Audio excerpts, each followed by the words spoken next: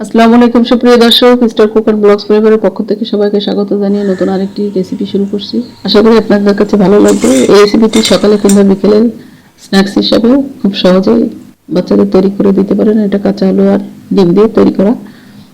এখানে নিচে একটা মাঝারি সাইজের আলু, সেটাকে ছিলে ভালো করে ধুয়ে পরিষ্কার করে গ্রেট করে নিচ্ছি। কীভাবে গ্রেট করছি সেটা একটু দেখিয়ে দিচ্ছি। আমি নিচের অংশ দিয়ে ছোট অংশ দিয়ে এটা গ্রেট করে নিচ্ছি। আমার গ্রেট করা হয়ে গেছে। এবার উঠিয়ে নিব, একটা বলে উঠিয়ে নিয়ে এটাকে পানি দিয়ে সাথে সাথে ধুয়ে ফেলতে হবে, তা না হলে এটা কালো হয়ে যেতে পারে। সেজন্য সাথে সাথে এটা পানি দিয়ে ধুয়ে নিতে হবে। আমি এই বলে উঠিয়ে নিচ্ছি, নিয়ে এবার পানি দিয়ে দিচ্ছি। পানিটা দিয়ে ভাত দিয়ে ভালো করে এটা 2-3 বার ভালো করে ধুয়ে নিতে হবে, যাতে এর কষগুলো চলে যায়। এবার আরেকটি বলে নিয়েছি, 2টা ডিম ভেঙে নিয়েছি। এটা রুম টেম্পারেচারে থাকা ডিম, এটাকে ফেটিয়ে নিচ্ছি একটু। এবার ফেটিয়ে নেওয়ার পর অন্যান্য উপাদান দিচ্ছি। এখানে দিয়েছি স্বাদ অনুযায়ী লবণ দিয়ে আবারও একটু ফেটিয়ে নিলাম। এবার দিচ্ছি গোলমরিচ গুঁড়া 1/2 চা চামচ, ধনিয়া গুঁড়া 1/2 চা চামচ আর জিরা গুঁড়া 1/2 চা চামচ, আর দিয়েছি ধনিয়া পাতা 2 টেবিল চামচ। আর আগে থেকে ধুয়ে রাখা যে গ্রেট করা আলুটা রেখেছিলাম সেটা দিয়ে দিলাম। এটা পানি চিপড়ে একেবারে শুকনো করে নিয়ে সেটা অ্যাড করে দিতে হবে। দিয়ে দিচ্ছি মরিচ একটা, মরিচটা যার যার স্বাদ অনুযায়ী দিবেন। আর দিয়েছি পেঁয়াজ কুচি একটা বড় সাইজের, দিয়ে এবার ভালো করে মিশিয়ে নিচ্ছি। সব মশলাগুলো যেন সুন্দরভাবে মেল্ট হয়ে যায় সেরকম করে ধৈর্য নিয়ে এটাকে মিশিয়ে নিতে হবে। আমার মেশানো হয়ে গেছে। এবার এটা এক সাইডে রেখে অন্য একটি বলে নিচ্ছি। আমি এখানে 250 গ্রাম ময়দা, প্রথমে একটা বলে অর্ধেকটা নিচ্ছি আর বাকি অর্ধেকটা আরেকটা বলে নিয়ে নিচ্ছি। নিয়ে এবার দিয়ে দিচ্ছি মরিচ গুঁড়া 1/2 চা চামচ, মরিচটা যার যার স্বাদ অনুযায়ী নিতে হবে। আর দিয়ে দিচ্ছি গোলমরিচ গুঁড়া 1/2 চা চামচ, জিরা গুঁড়া 1/2 চা চামচ, আর নিয়েছি চাট মশলা 1/2 চা চামচ। এবার দিয়ে এটা ভালো করে মিশিয়ে নিতে হবে। দিচ্ছি স্বাদ অনুযায়ী লবণ। এবার একটা চামচ দিয়ে সুন্দর করে মিশিয়ে নিতে হবে। মিশিয়ে নিয়ে আমি এটাকে একটা গোলা আকারে তৈরি করে নিব। খুব বেশি ঘন হবে না, আবার পাতলাও হবে না, সেরকম করে গোলাটাকে তৈরি করে নিতে হবে।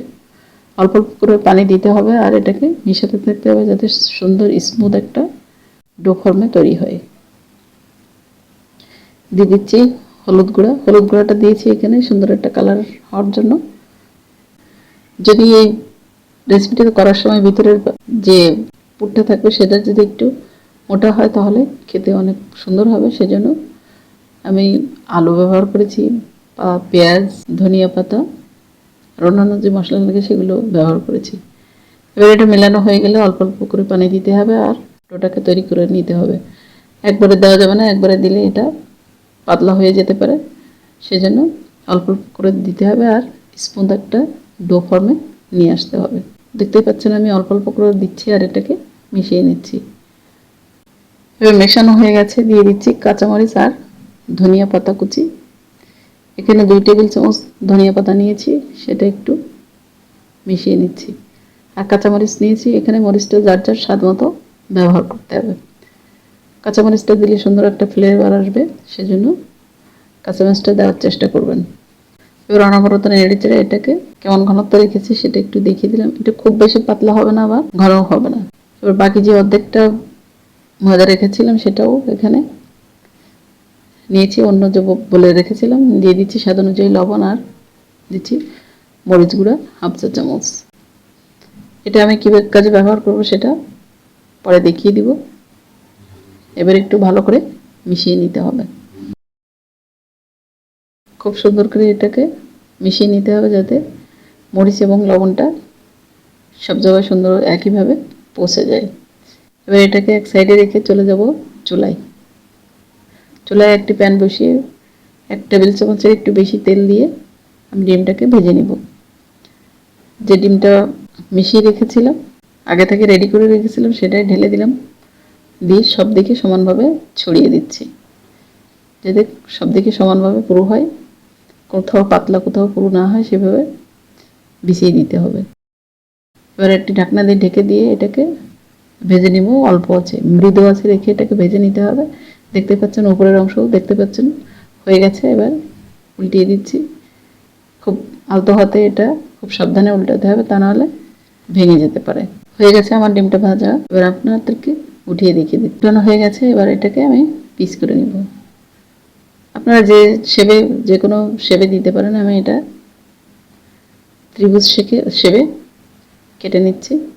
কাটার সময় আবার সাবধানতা অবলম্বন করতে হবে যাতে চারিদিকে ছড়িয়ে না যায়।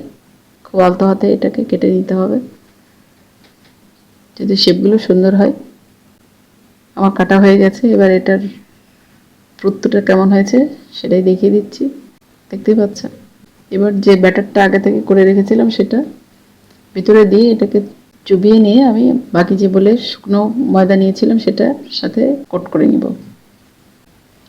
দেখতে পাচ্ছেন খুব বেশি চাপাচাপি করে এখানে মেশানো যাবে না, আলতো হাতে ময়দাটাকে কোট করে নিতে হবে। এখানে আপনারা আটাও ব্যবহার করতে পারেন, কোনো অসুবিধা হবে না। তবে আমার পাত্রটা ছোট হয়ে যাওয়ার কারণে একটু সমস্যা হচ্ছে, আপনারা ছড়ানো পাত্রে নিয়ে নেবেন, তাহলে দেখবেন কটকটাটা অনেক সুন্দর হবে। এর একটা করে নিয়েছি, এবার আরও একটা করে দেখিয়ে দিচ্ছি। এভাবে আমি একে একে সবগুলোকে কোট করে নিব। আর এই পর্যায়ে যারা এতক্ষণ আমার সাথে আছেন তারা লাইক দিতে যদি ভুলিয়ে দিয়ে থাকেন তাহলে প্লিজ একটা লাইক দিবেন, আর সাবস্ক্রাইব করে আমার সাথে থেকে যাবেন। অল অপশন বাটনটি প্রেস করে যাবেন যাতে সহজে আমার ভিডিওগুলো আপনাদের মোবাইলের নোটিফিকেশন আকারে চলে যায়, আপনারা সহজে তা দেখে নিতে পারেন। এবার আমার কট করা হয়ে গেছে সবগুলো। এবার আমি চলে আসলাম ভাজতে। চুলায় একটি প্যান বসিয়ে দিয়েছি, সেই একই চুলায় দিয়েছি পর্যাপ্ত পরিমাণে তেল। আমি আগে একটা ব্যাচ ভেজেছি, সেটা স্কিপ হয়ে গেছে, আমি দ্বিতীয় ব্যাচটা আপনাদের সাথে শেয়ার করছি।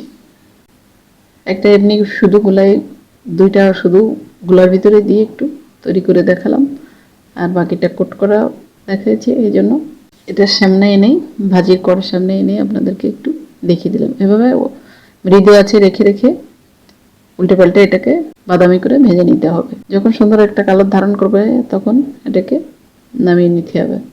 দেখতে পাচ্ছেন কত সুন্দর কালার এসেছে। এবার এটাকে উঠিয়ে নিচ্ছি।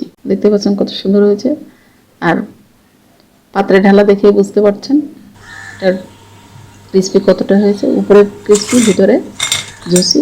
এবার একটু ধনিয়া পাতা দিয়ে আপনাদেরকে পরিবেশন করে দেখ, একটা ছিঁড়েও আপনাদেরকে দেখিয়ে দিলাম, আবার একটু কতটা মুচমুচে হয়েছে। আশা করি আপনাদের কাছে আমার এই ভিডিওটি ভালো লেগেছে। যদি ভালো লাগে তাহলে প্লিজ একটা লাইক দিবেন। ধন্যবাদ সবাইকে। আসসালামু আলাইকুম।